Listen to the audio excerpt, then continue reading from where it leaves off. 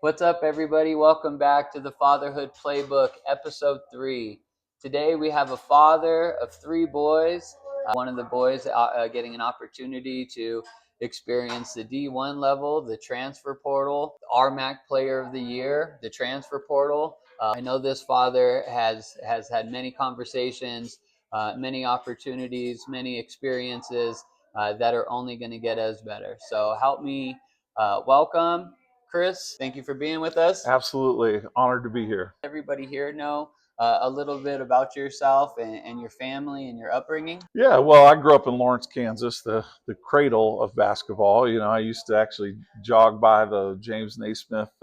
His grave is in Lawrence, Kansas. And so the inventor of the basketball and the basketball rules reside there next to Allen Fieldhouse. So it's pretty much basketball's in your blood if you grow up there. So that's where I grew up. Met my wife, and I was in law school. She was in med school. We had both played college basketball, and we met, and honestly have never been apart since. And that was in 1995. So we've been now married 20. It'll be 27 years here next week. So growing up in a basketball community such as Lawrence, Kansas, was that where you found your biggest influence from? Was it the game or somebody involved in the game, or maybe your father at home that had a big influence in your life? Well, my dad coached when I was a real little kid at Shawnee Heights, which is in Topeka. 3-letter winner for 3 sports, and went to state in 3 sports, and is the all-time scoring leader in our high school. So we know where the boys got the athleticism from. Yeah, it's just the height that I helped with. There you go. So she was smart. She chose wisely. I don't know if she has that opinion. So again, sports were always a part of your life. Yeah, and honestly, I do think the kids gravitated to it. Like me, I was in theater in high school. I was in a couple plays. I actually wanted the guys to try some of that stuff. None of them bought in. They were like, "No, we're not doing theater, Dad." And I said, "Well, that's okay." And so really, they gravitated to it, I think, pretty naturally. Pretty natural. Do you remember any advice that your dad gave you as a young man growing up that you ended up using for your 3 boys? Well, to be honest with you, one of the things that's guided me as a father is I kind of done the opposite of what my dad did, which was my dad was never around. Once he quit coaching and became an assistant principal and then a principal, and then he was working on his doctorate, and he was just gone all the time. And so he did not give me any advice on. I mean, he and I are very close now. We take annual motorcycle trips, but when I was a kid, he and I were not close at all. And he didn't give me any advice. And to be honest with you, that's guided me in that when I always knew I wanted to be a father. And I said, when I have kids, I'm going to be there at everything, at all the stuff, kind of because mine wasn't. Right. And so that really guided me in terms of I knew how kind of lonely I was growing up with not having that advice. And so I was like, my kids are not going to grow up that way. So my kids probably got far more advice than they probably wanted. You raised as only child? Well, pretty much. My sister was 6 years older than me. So my parents got married their freshman year in college. And so she was born in 66 and I was born in 72. And so, she was so really it was, I mean, and she was out of the house by the time I was 12, Seventh grade, I was thinking doing the math, 7th grade, 6th grade, she was her senior year. Yeah, so we were very, I mean, it was not an only child situation when we were little, but by the time she kind of got into teenage years and went on, it was pretty much an only child kind of thing. Yeah.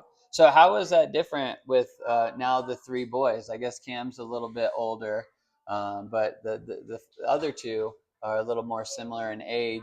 Did that allow them to be competitive with themselves without you introducing it to them? Did that just come naturally as well, the competitiveness? Well, Cam was ultra competitive. Actually, they all are. I'm sure that I know where they get that from. Again, not really intentional, but I mean, my wife and I competed, so even if it was just between us, so the kids kind of got that way. I will say this: Cam was so good so early that he kind of he basically taught the other guys, "You don't compete with me, because I'll kill you, I'll dominate you." And what's the age difference?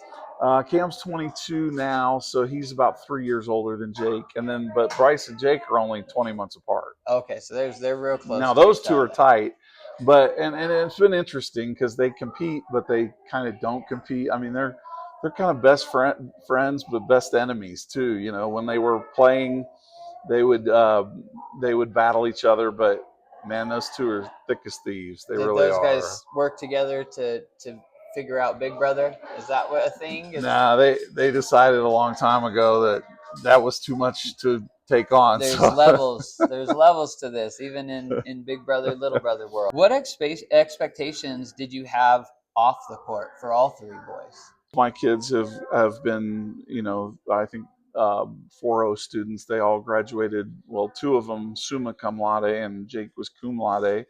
But he should have been magna because they didn't give him credit for a class. But, I didn't have a choice. My dad was a principal, right? So like even back when they did grade cards instead of emails, I would get a grade card, and my principal would have been having lunch with my dad that week, and he would write personal notes on my grade card. So I was never given the option to not succeed at least academically. So fortunately for me, school always came pretty easy.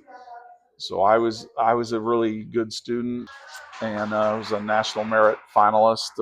Had a 1390 on my SAT, and that was back when it was still a hard test. Now it's easier, but but basically I had the expectation. I didn't say all A's, but I think they got that message. I'm not sure that I meant to be, hey, you have to be perfect, but they pretty much were in the classroom. Are schools still looking at your grades and your GPA and things in these moves? Well, yeah, they absolutely are. And in fact, Cam is at Wofford College, which is a really elite institution.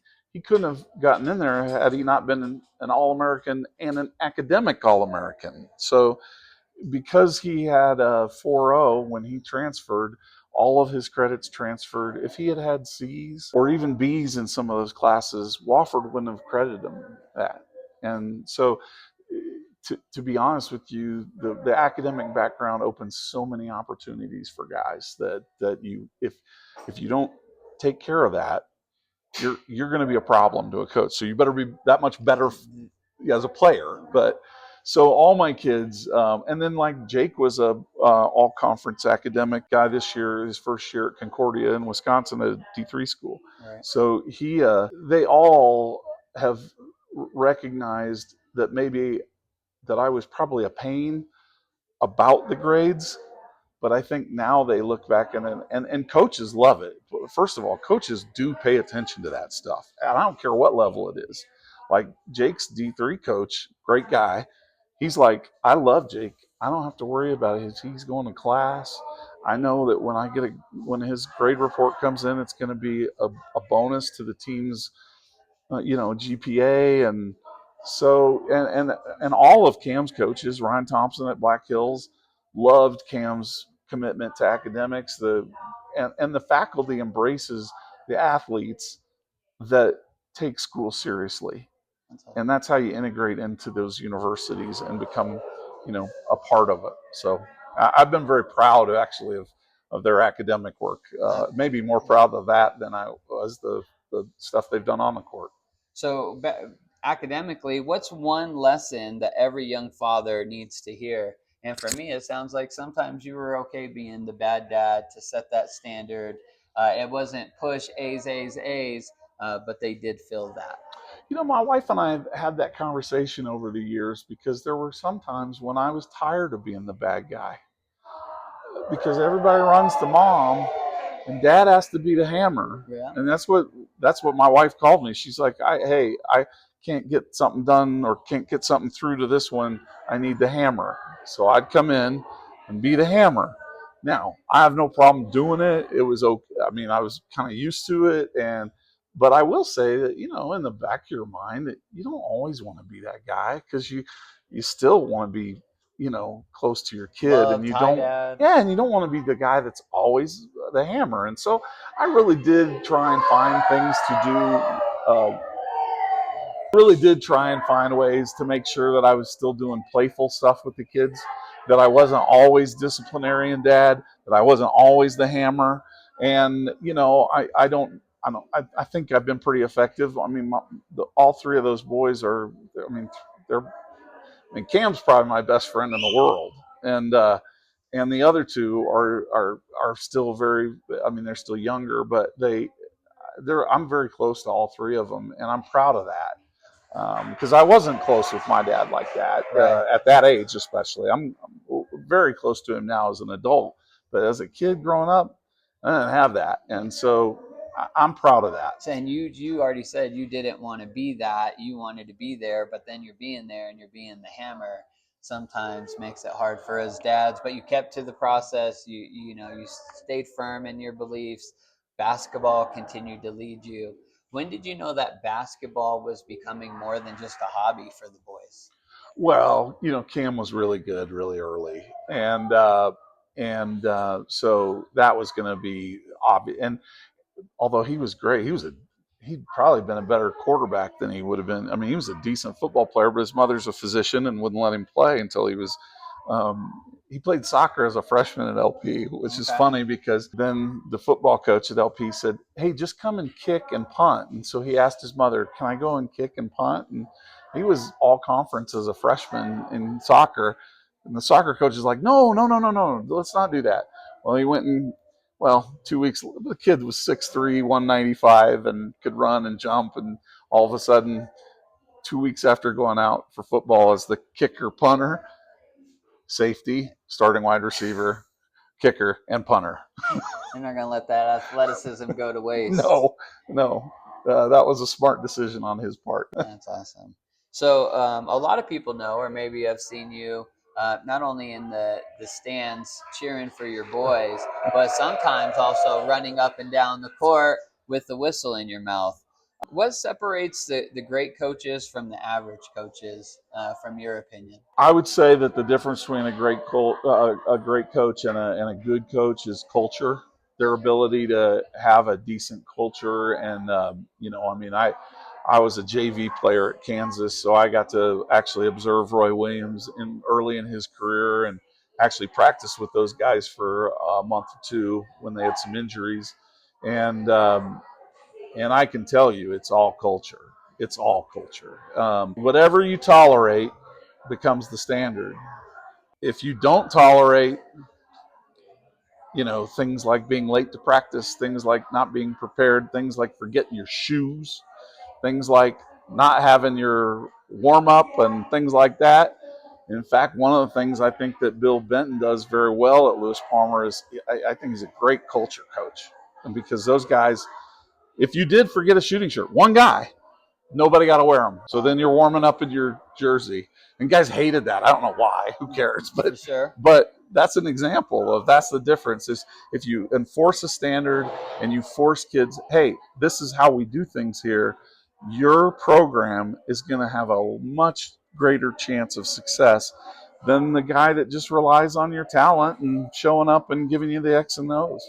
Coaches are questioning why the culture, isn't what they want, but they allow kids to show up late. They should allow kids to show up without their practice jersey. They allow kids to miss practice, and anything that you allow is now the standard because everybody's looking around saying, Yeah, and then some coaches are hamstrung. You have to have an administration that's going to back you up, and it's going to get parents off your back when you tell little Timmy is not playing because he missed school and didn't call, and skipped a class or has D's, and he ain't playing this week. And then mommy and daddy are calling. Now, I would never have called a principal.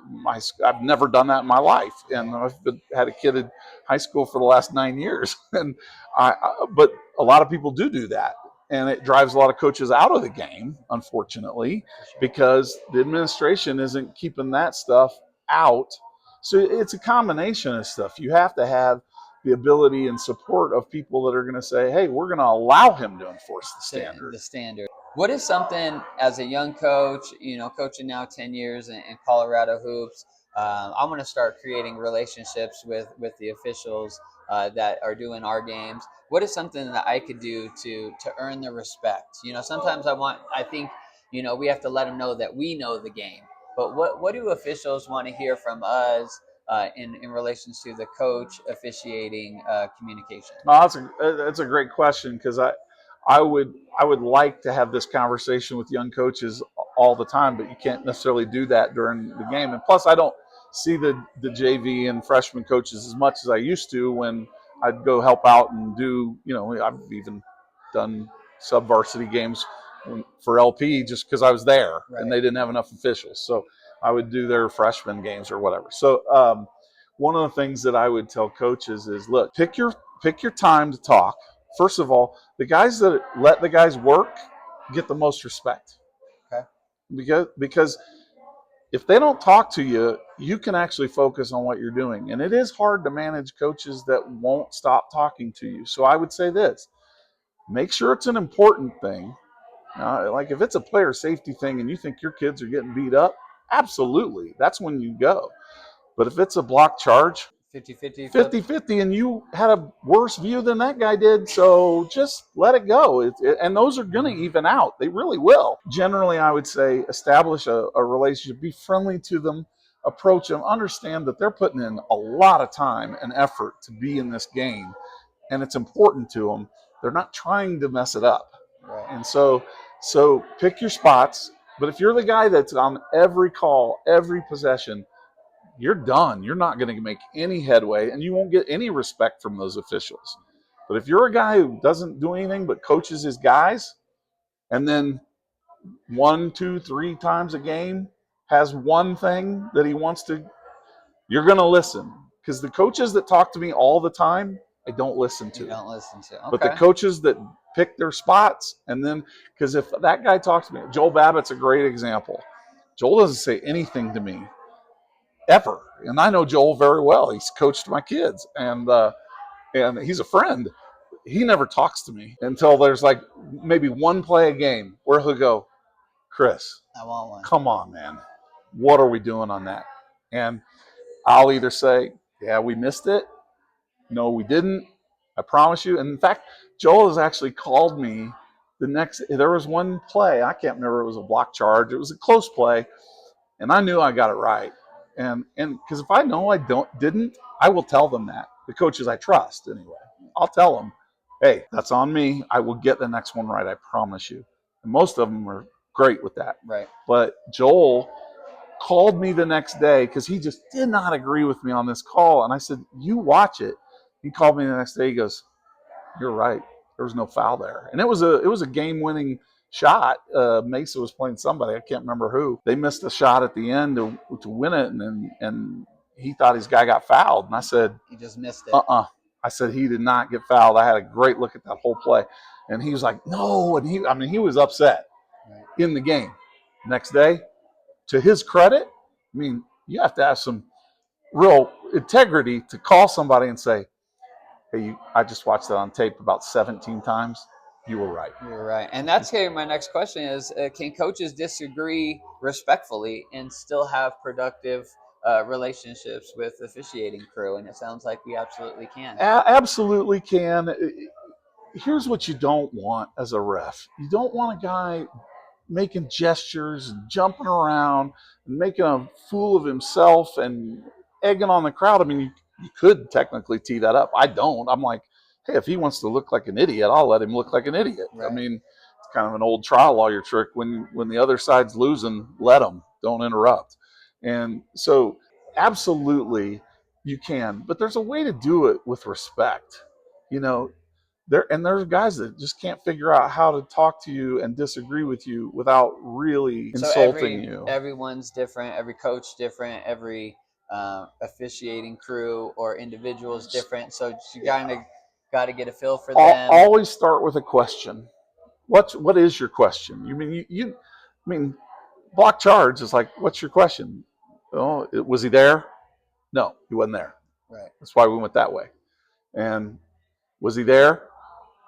Yeah, he was there. That's why we went that way. That's why you And went that so, way. start with a question, and then keep it brief. Just like, hey, next time, can you just make sure that we're doing, whatever it is. It could be 100 different things, but you just say your one little piece, and then be done and let it go. Do you see that, you know, translate over to the bench, and now these players are asking for calls, or talking to you a way that it's like, if this coach wouldn't have started this, his players, his parents wouldn't have started it. Maybe I should just tee him up. Or There is no question that the players take the cue from the coach. And most good coaches, and I've seen this happen, I've heard it happen, usually behind my back when I'm sitting there in the sea on the table side. And if you have a kid say something, you'll hear a coach bark at him and say, nobody talks to those guys but me. Shut up, watch the game, support your teammates.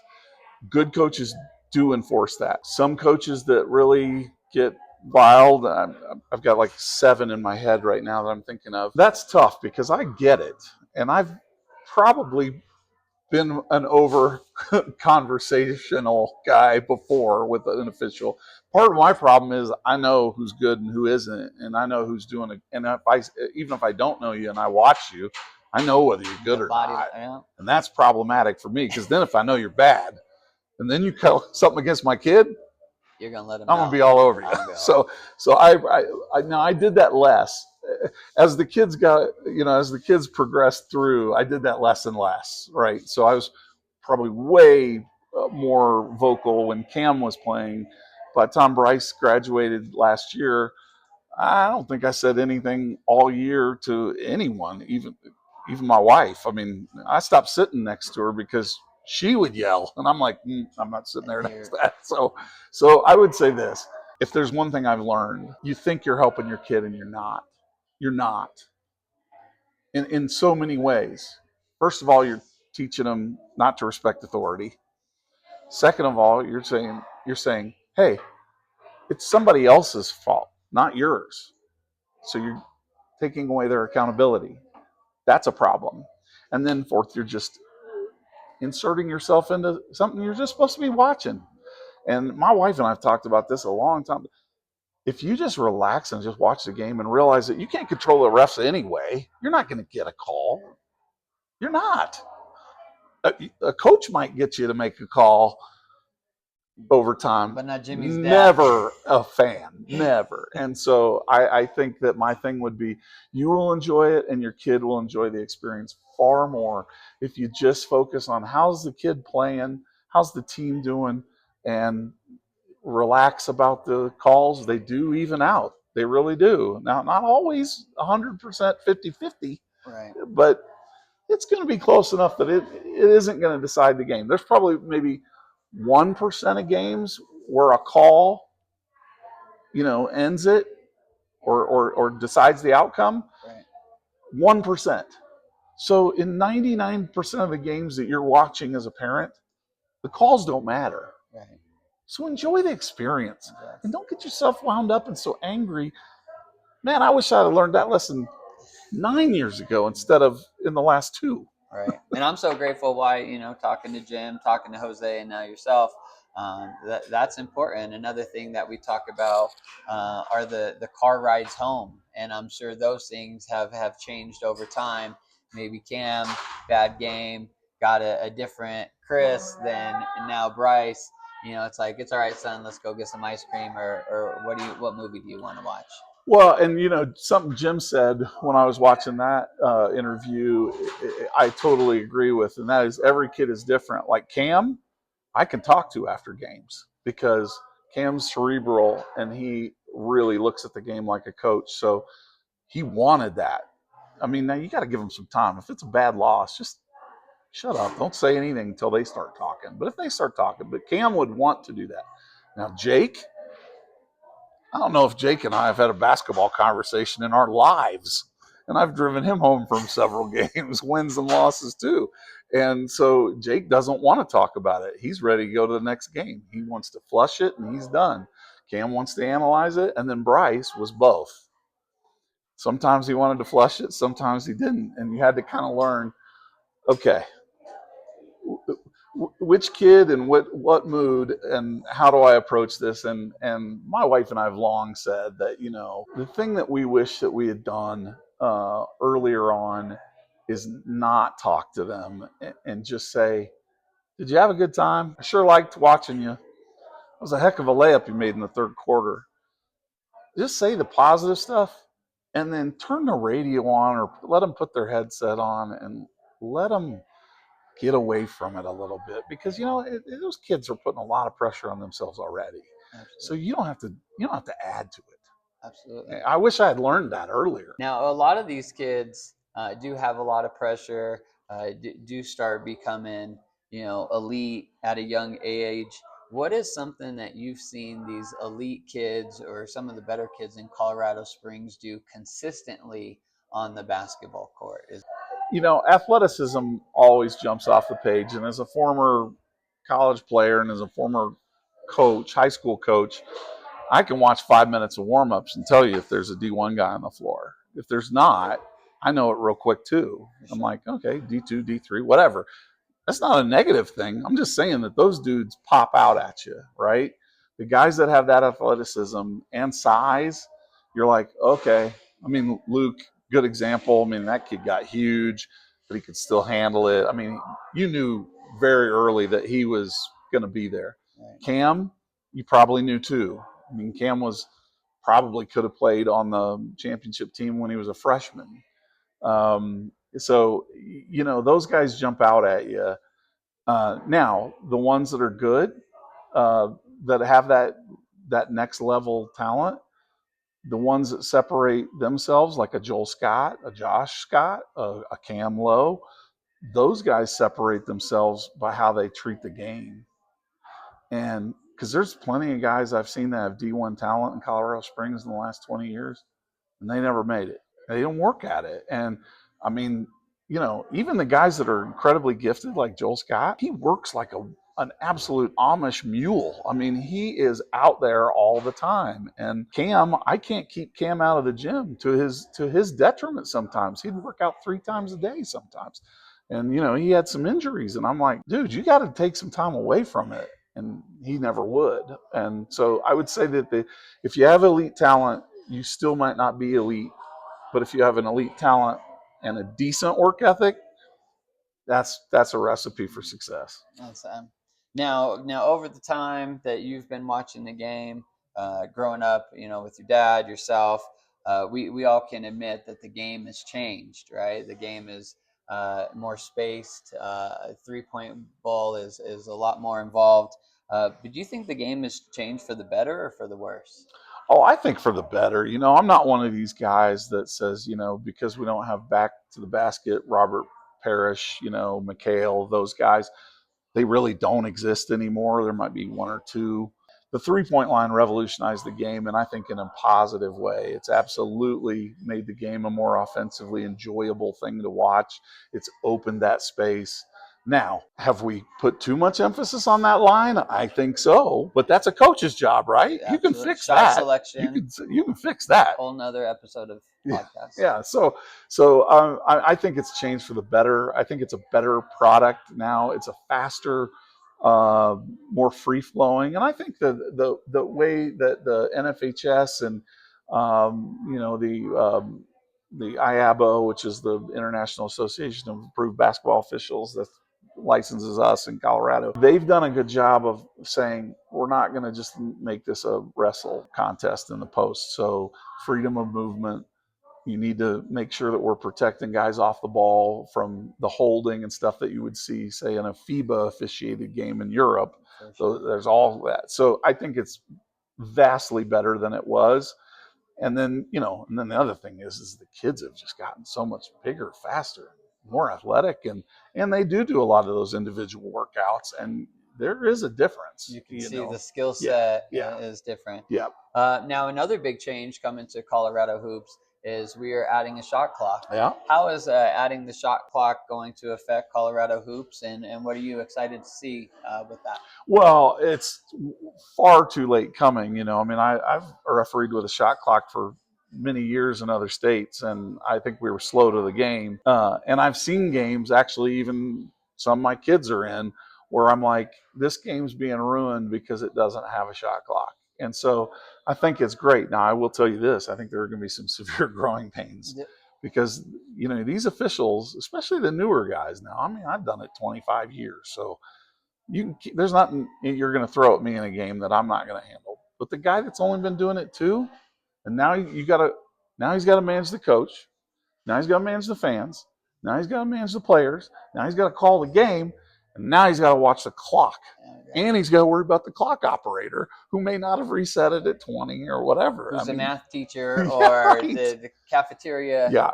I'm very hopeful, and I know we'll talk about this probably in our early referee meetings in the association at CSBOA. I'm sure that we'll talk about trying to make that third member at the table another part of the team and communicate. I am very hopeful that there will be some grace, especially in those lower level games where you have less experienced guys who are still trying to manage everything. And if they screw it up, they're going to screw it up. In fact, heck, some of us veterans might screw it up. We're not perfect, and you could mess it up. Coaches need to learn, don't go nuts on that. Fans need to know, hey, there's going to be some growing pains on this. Let's not pile on. Let them figure it out. Let them get some time in it. And after this season, I think next season, nobody will even know that it was an issue. But it is better for our game. And no Colorado question. hoops takes Absolutely another no question. step. Your son has been very successful in the game, working hard. You've talked about his success, his work ethic. What are some things that people don't see behind a successful athlete, even a successful Colorado Springs athlete? Well, I mean, it's obviously it's the I think the thing that separated Cam is he took care of his body, his diet, he got sleep. We actually instituted a rule where he didn't, for a while. Now he grew out of needing this, but for a while we didn't let him have his phone an hour before bed. And so the things off the court to keep that kid, and then the kid needs to have some balance, especially the elite one. Don't just play basketball. Right. Get on your gaming system and play Mortal Kombat or whatever it is. Mortal Kombat is probably old, but what's the one the Call of Duty? That's my kids are big COD guys. But give them other interests and tell them, hey, go enjoy a movie. Just get away from the game a little bit. So I think that the elite guys, you've got to find that balance of here's enough work that I'm really doing this right and not ruining my love for the game and not burning out. How did you, with your boys, build confidence without entitlement? Confidence is a tricky thing, right? You have to have some success to get it, right? So when they're building their career and their skill set, it's way more important to support it then. Once they reach a point where they're pretty proficient, now like when Cam was a senior, I could get after him on technical stuff. I wouldn't have done that when he was a freshman. I would have killed him. So, and then Jake didn't want anything to do with those discussions. So why ruin the game with him by trying to push him this way or that? So I would say this, the one thing that we did is we had an expectation of how they were to handle themselves in the classroom. How are they going to handle themselves in practice with other teammates, with coaches, teachers, and with us. And we enforced that standard. There were just things you just didn't do. Right. And our kids didn't do those things. And I see kids on the floor do those things that I would never tolerate all the time. I don't know what those situations are that create that, but the fact that there's not somebody enforcing a level of behavior and accountability, if you don't have that, that's when you're going to have kids that aren't able to control themselves as well. And that's probably not going to look too good to a college coach and program. You know what? I will tell you this. The thing I've learned from doing that, I've got several friends that are college coaches still. And the one thing I will tell you is that they know already what you can do they might want to see you in person. Like a lot of guys would come to see Cam and they'd be like, oh, he's bigger than he looks. And I'm like, yeah, he's big. He's a big dude. And so they have an eye test. But in terms of watching film, they already know whether kid can shoot the ball, whether he can put it on the deck, whether he can finish through contact, whether he can pass, whether he can, rebound. I mean, they already know that stuff. When they come in person, they really don't care about what's going on in the game. Well, they might enjoy a dunk or two just to kind of the athleticism example, but they're really looking at what's this kid look like in person, and then they're watching exactly how he handles his other teammates. Yeah. Does he get back on defense? Does he not get back on defense? If he misses a shot, does he sprint? If another guy misses a shot and he wanted the ball, does he whine at him? Does he go over and chew him out? And is he listening to his coach? They watch all that stuff. That's the stuff they're there for. They don't care about the playing. They already know that stuff. And the Fatherhood Playbook, are they also looking at the dads over there screaming at their kid or screaming at the coach? Unfortunately, they are. They absolutely are. You can drive, and I've actually had coaches tell me, yeah, we liked that kid. We looked at him, but we saw the dad, and we don't want that kind of problems. That's not worth it. Not worth I mean, it. they do see that stuff, and it can come in, and so you can hurt your kid when you think you're helping your kid. Now, one of the reasons, Chris, that I asked you to be on here is, I do see your passion and your love, not only for the game of basketball, but for your boys. Do you feel, maybe this, is a tough question, but do you feel that you ever pushed too hard any of the boys? There is no question that is, like, I think you asked Jim, is there anything he'd change? And I think he said no. And I don't know what it was in context of playing or whatever. But I remember thinking to myself, boy, there are a bunch of things I'd do differently if I had to do it over again, being able to look back on it. And I think I did. I pushed him too much academically and athletically. Luckily, Jake came back to the game, but I think I had almost driven Jake away from enjoying basketball because I was kind of treating him like I treated Cam, which was perfect. Cam and I were simpatico. He was fine. Jake, totally different animal. And then Bryce, kind of a hybrid of the two. It's really funny because, and that is one thing that I learned. Like when I coached high school in Europe, I coached every kid the same way I was coached, right? I bent them to my will. Now I look back and I think that was a mistake. Some of those kids needed different stuff. I should have adjusted to them more. And I would say that that's true as a father and as a coach. Treating everyone individually differently, maybe with the same message, but a different tone or a different delivery. Take the time to get to know them. Absolutely. Learn them a little bit, because as a parent, you don't maybe necessarily do that. And you should have those conversations in the car. And they don't have to be about sports. It can be about anything. They're girls, teachers, whatever. Be more of a confidant rather than a disciplinarian. Now, you might need to go into that disciplinarian mold, but if you don't, which my kids were never, they were always good students, never really in trouble. So why did I stay in that disciplinarian role? Why didn't I become more of a confidant to Jake and Bryce? I should have been. Let them up. And that's my as a old father now, I would say to a young father, don't force it. Get to know your kid, love them up, and when you need to be the hammer, be the hammer. Be the hammer. But you don't always have to be the hammer. Sometimes you can be a sponge. Yeah. Jim said, know your kids well enough that you can have those tough conversations, or that moment with them if you need to. During those hard times, who did you turn to? Was it maybe your sister, a little bit older than you? Was it your dad? You still have a great relationship, and said, Dad, man, this didn't go well at practice today, or the boys didn't have a great game, or the room's been messy a week. Who did you turn to? Not my dad, my wife, and she's a stud, and she's an athlete, and she gets it, and she's she graduated top of her class at Northwestern Med School. She is not a dumb cookie, and so I was smart enough to at least rely on her. And what was funny is, even when I started coaching, she would sit and our locker room was right below a balcony, and so we'd have to walk in there at halftime, and she'd be up going, go zone, because I'm a man-to-man guy, and I was like, no. And then I'd be like, think about it at halftime. I'm like, all right, let's try a little 1-3-1 trap. And then all of a sudden it'd work. And I'd be like, I'm not going to tell her she was right, but she was right. But she knew.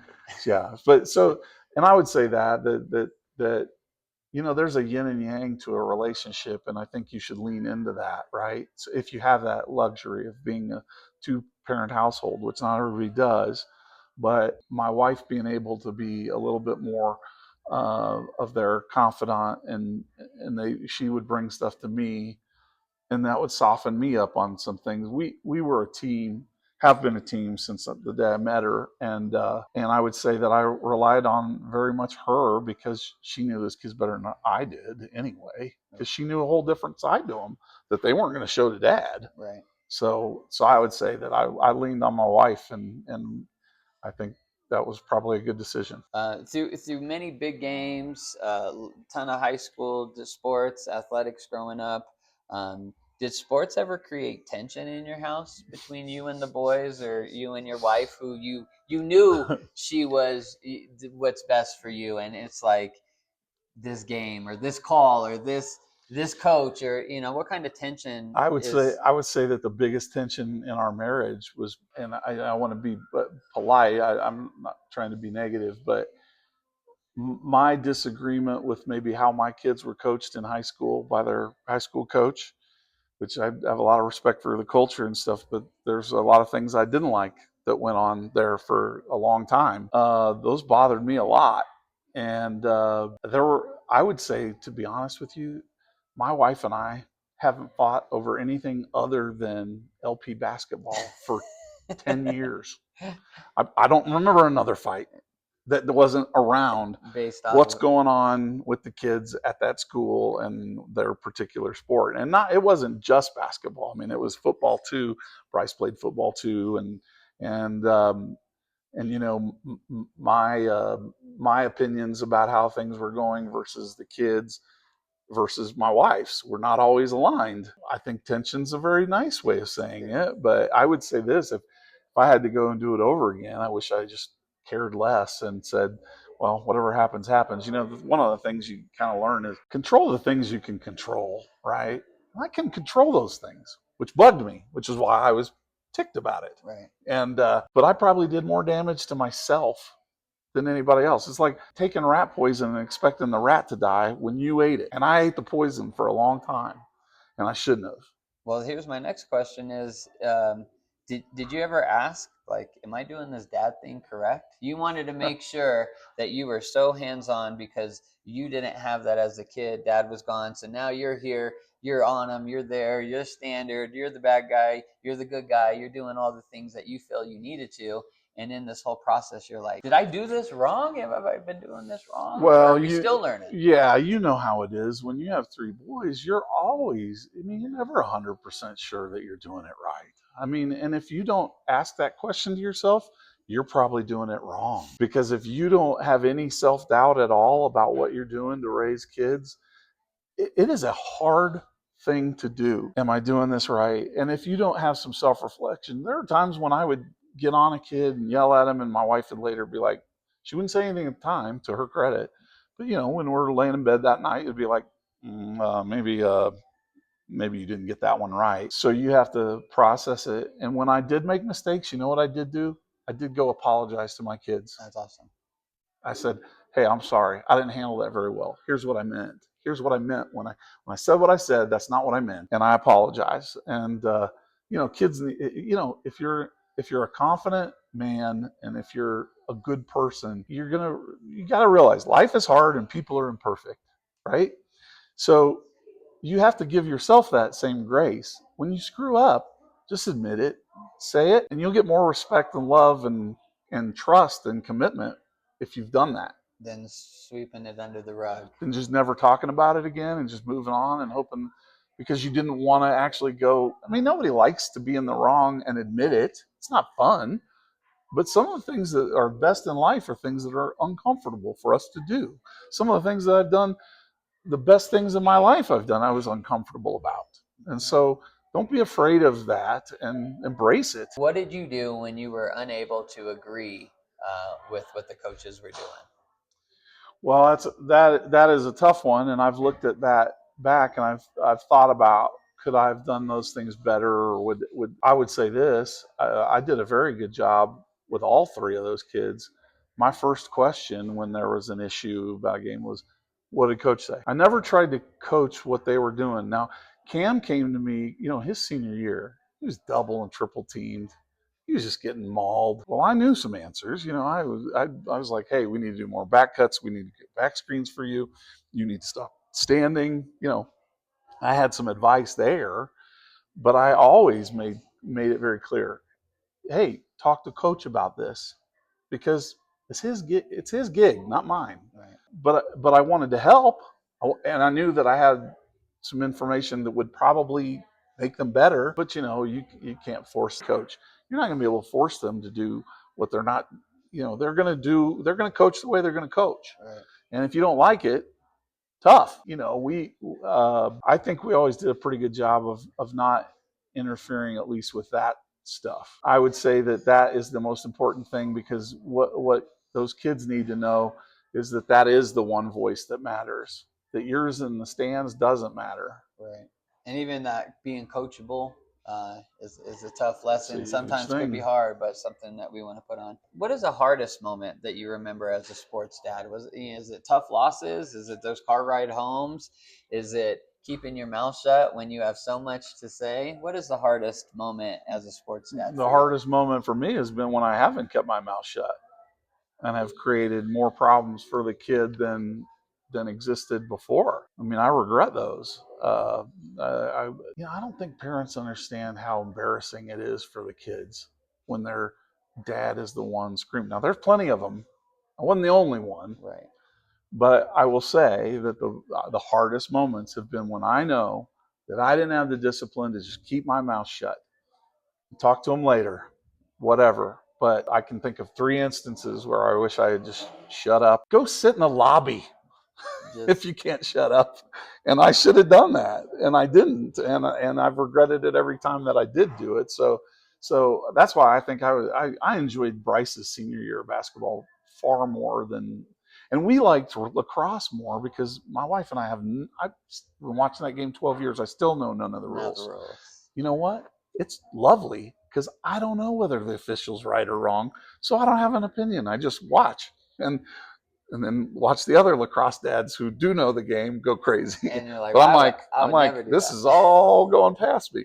I wish I had let all of it go past me, even in the sports that I did know. Now, I do want to bring back, you were part of that state championship run, right? Which probably brought some great memories, but now it was 5 years ago. What are some memories about that state championship run and those relationships, moments with your son, or raising a state championship trophy? Maybe you have a picture that's still in your house. I actually wasn't a part of any of the pictures at the state championship. Not one.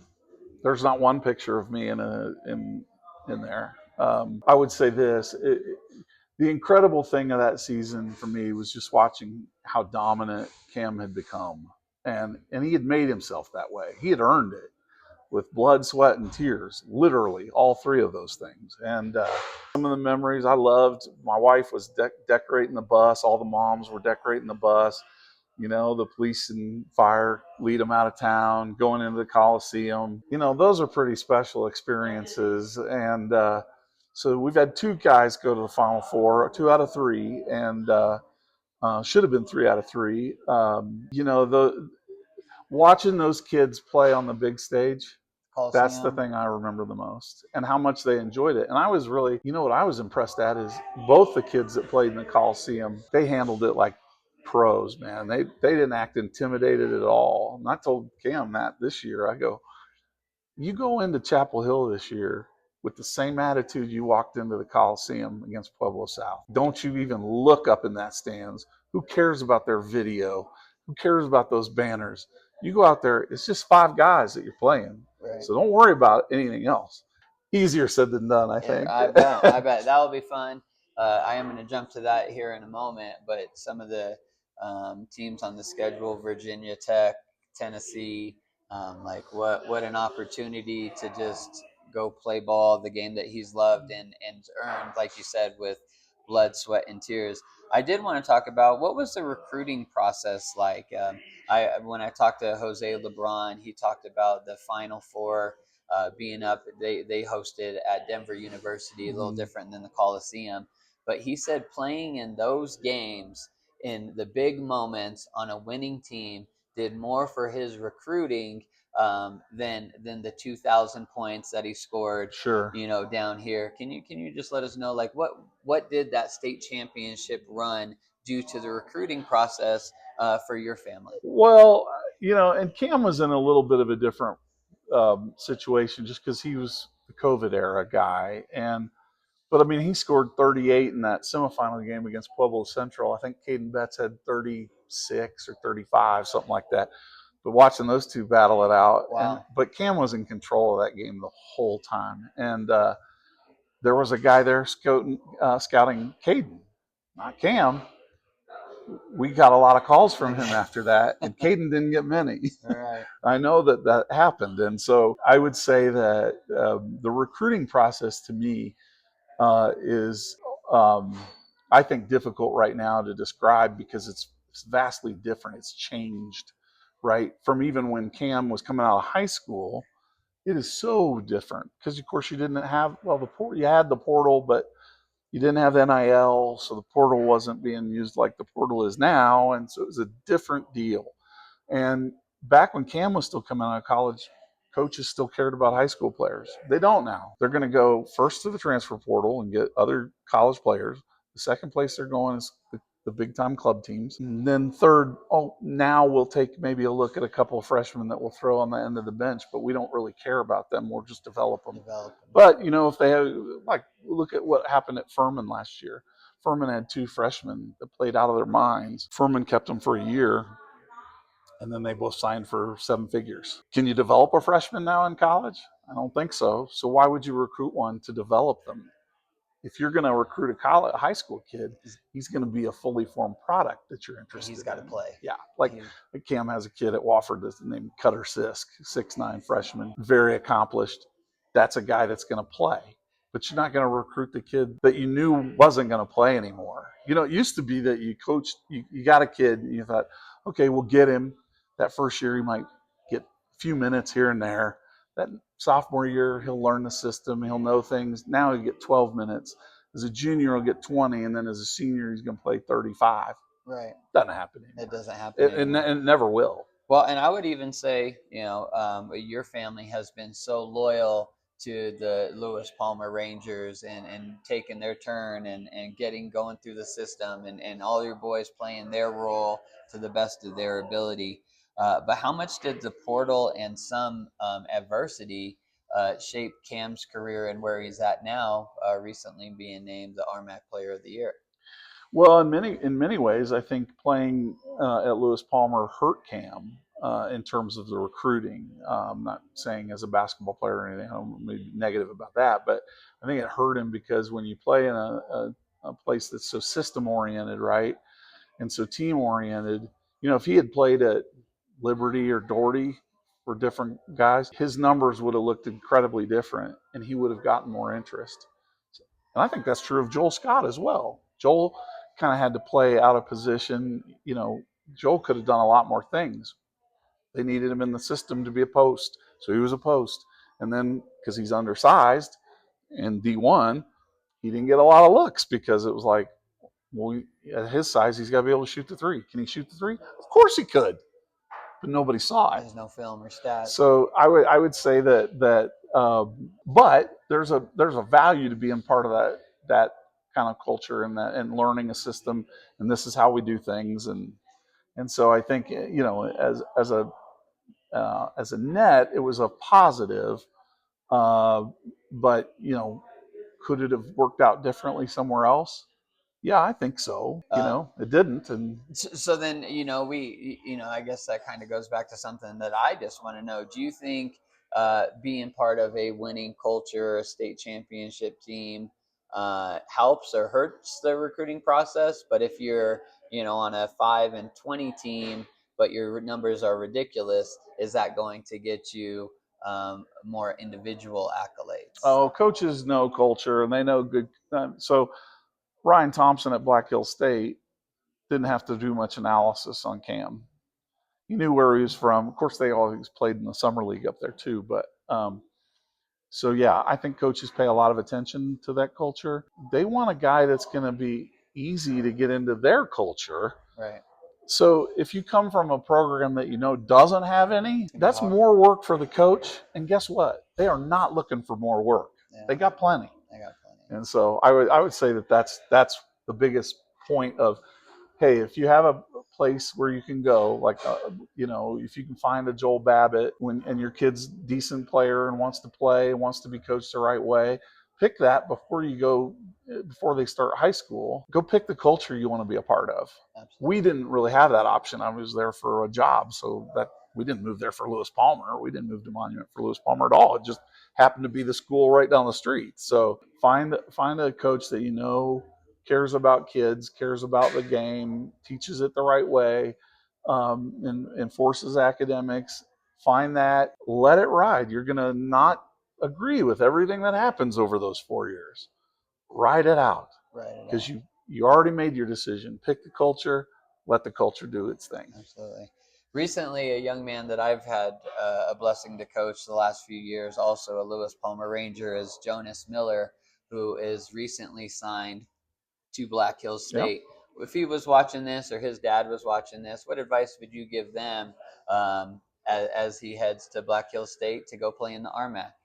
Well, I think that, Jonas is so athletic. I mean, sometimes the stuff he would do, you'd just kind of go, did he just do that? I mean, he was so gifted so early. Like when Cam walked onto that campus and played, he didn't need confidence.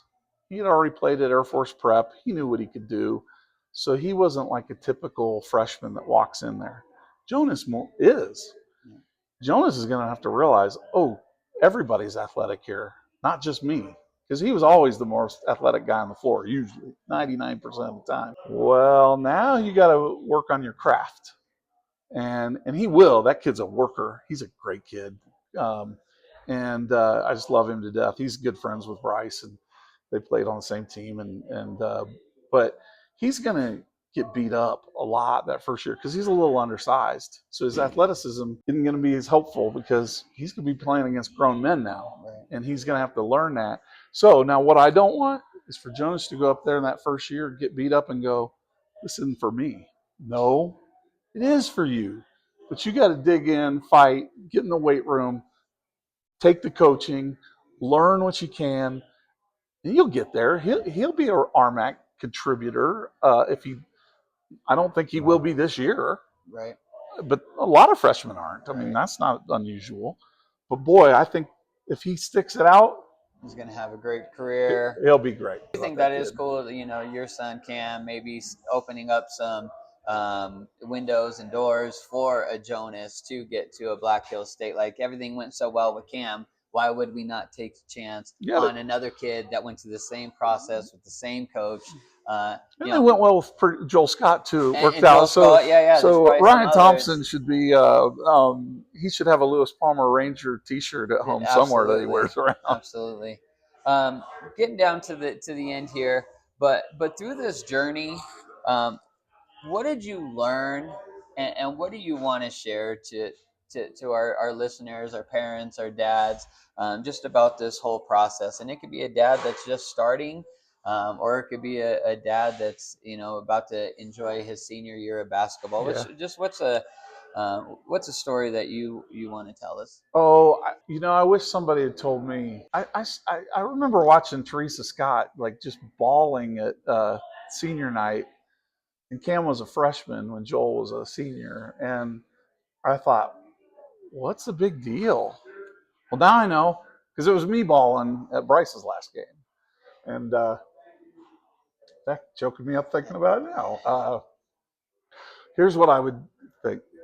Enjoy it, because it happens quicker than you think. And I know everybody says that, and nobody listens, because you just think, oh, he's only 14, right? This is going to last forever. And I had 3 of them in the pipeline. So I'm looking at 9 years. Well, 9 years is done. If I had to do it over again, my best advice would be just enjoy watching it and be less involved in trying to shape the experience for your kid or protect the kid from things. Just let it go, watch and enjoy. And a lot of kids, a lot of dads aren't going to get the opportunities to have two of their kids go play in college and be able to watch them for 4 more years. That's one of the reasons why I wasn't totally torn up, because I knew I still had Cam to watch for a couple of years and Jake for 3 or 4 years. Right. And who knows where Bryce, when he comes back from Europe, he might look at playing. I don't know. I think he could at a D3 or some place. There's some place for a kid that can Can put play. it in the So basket. I would just say relax and enjoy it, and don't get so wound up in the little stuff, because that stuff twists it around, and then you feel negatively about the experience. Right. And you don't want to feel that way about it. You want to feel positive about it as you're doing it. Like, I feel really positive about it now. Did I feel real positive about it for the last 8 years? No, not all the time, for sure. But who did I do the damage to? The kids and my own, and probably my wife, from having to listen to me complain and moan and whine. And it didn't change anything. It didn't change anything. So you can't force your will on the world. Let the kid go enjoy the sport. Let him enjoy high school. Let him enjoy the experience. And whatever happens, happens. You're a empty nester, Yeah. right? As some would say, at least for this next year. Now that you can say the high school journey is over, what do you remember most? Really the thing that I remember the most, here's the great thing about me not fitting in airline seats very well, and so just preferring to drive. The most important time I spent with all three of those kids was driving them to Dallas or LA or Phoenix for tournaments. I never spent more one-on-one quality time with any of my kids except for on club. I mean, it's the best gift that club basketball, and it has nothing to do with basketball.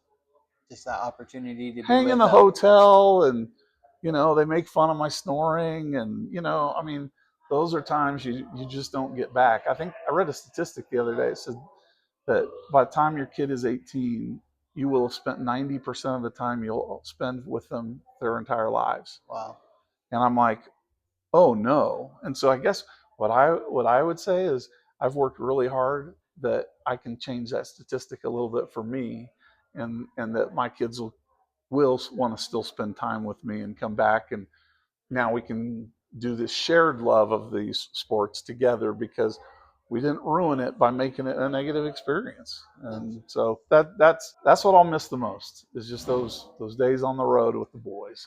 And what do you hope the kids remember the most about you? Well, to be honest with you, I made being a dad my entire identity, because my dad didn't do that. His work, my dad's a great guy, but his thing was always career and work and provide, just different value system, right? And so we worked really hard later in life to kind of reestablish that relationship. But I didn't want to have to do that with my kids. I've built and we've sacrificed a ton for our kids to just play sports. I mean, I haven't skied in like 9 years because it's basketball season, right?